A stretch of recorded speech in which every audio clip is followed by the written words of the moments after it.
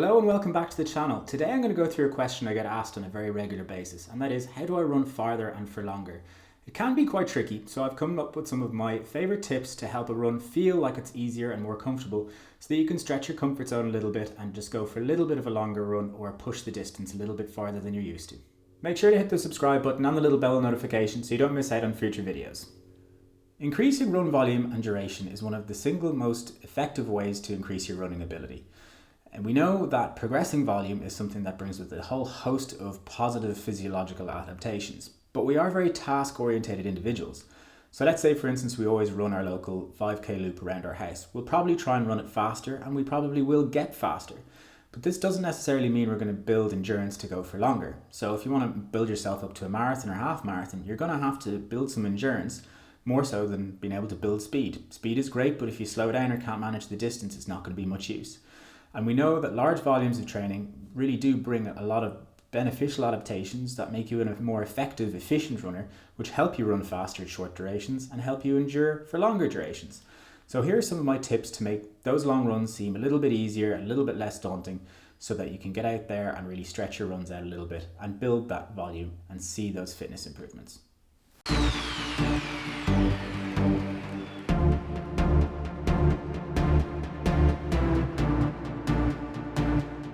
My first tip is to run with a friend. Okay, running with a friend is one of the simplest ways that you can make a long run a lot easier.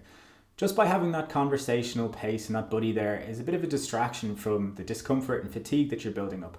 And it can make it a bit of a social event as well. So if you're not really looking forward to going for a run, you can actually look forward to meeting up with a friend and having a bit of a chat while you just happen to be running. And the intensity that you'll be running at for these long runs is the sort of intensity that you can hold a conversation. And that's exactly the intensity they should be at, because that's that aerobic pace, that conversational pace that's extremely beneficial.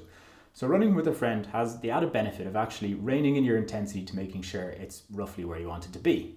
In addition, just trying to pass the time on a long run can be quite difficult, and you can get bored, and mentally it can be a bit of a strain. But when you're running with a buddy, you have that distraction, you have somebody to talk to, and time does pass a hell of a lot easier than it would be if you're on your own. Sometimes if I go for an hour-long run, it feels like eternity, but when I'm running with a friend, 2 hours can go by without me really noticing, and it can really make my long run scheduled a hell of a lot easier, and it's something I don't dread nearly as much. So I would say that this is probably one of the best tips that I can give to help you prolong your runs, make them feel easier, and just help you get through that distance and duration without really feeling that boredom or strain. We know that running a little bit slower has a huge amount of benefits on our aerobic development, on our endurance, but by slowing down, we're actually going to take a lot of pressure off ourselves when we go out running.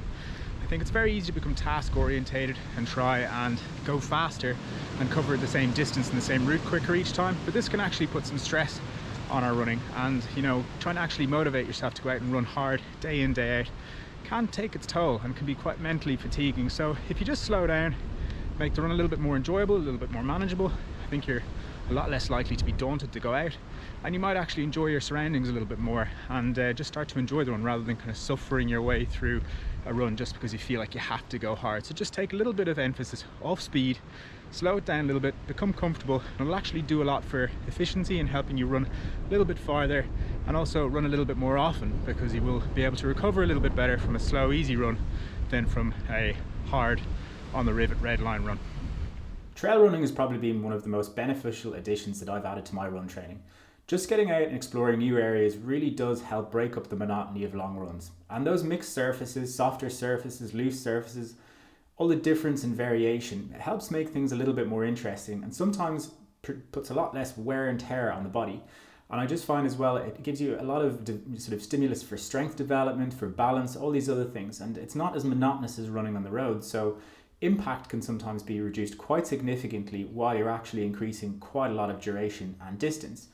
And just getting into varied terrain, running through a forest to the mountain, back into the town, it does break up the monotony of running. It does change up the scenery, it keeps you distracted, it keeps you engaged, and it really takes your mind off some of the fatigue and those aches and pains and just the general mental focus that you might have to maintain when you're doing long distance runs. So I add trail running in just as something a little bit different. It makes it a little welcome break from your standard road running or track running, which can feel like it's the same thing over and over and over.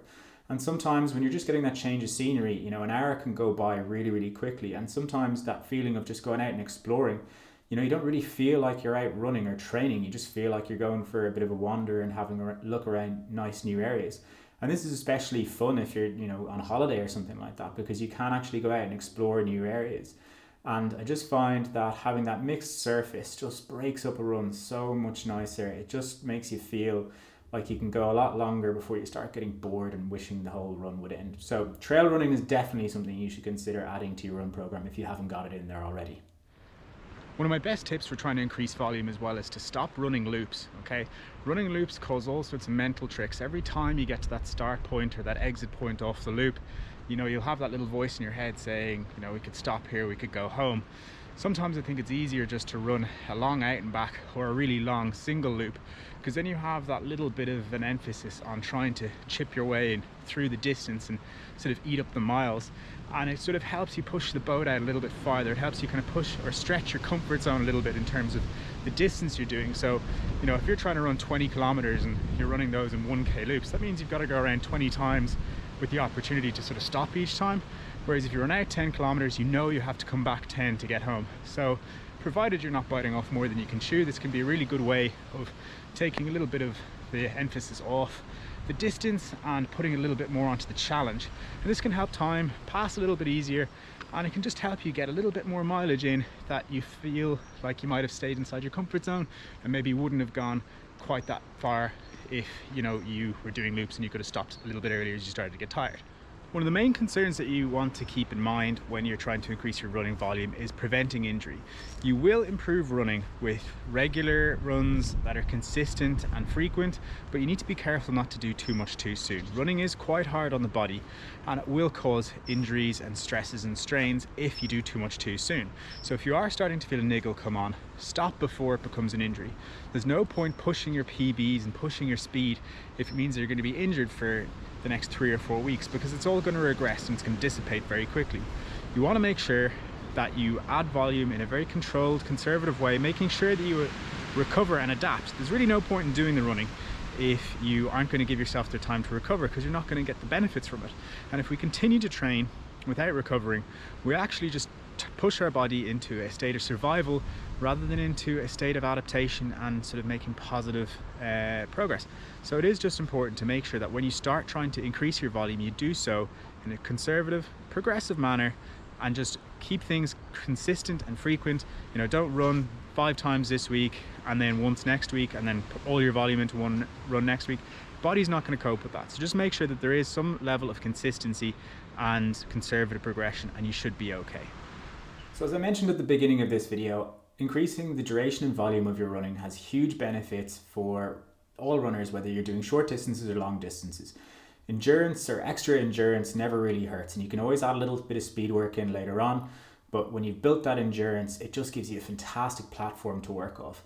And sometimes building up that endurance and building up the duration that you need to make those progressions can be quite challenging, both mentally and physically. But with these tips, sometimes it helps trick your body and trick your mind into just going a little bit further each time without feeling all that extra stress. So try these, give them a go. Hopefully they work for you. And if you have any other suggestions, please leave them in the comments below, and I'll see you next time.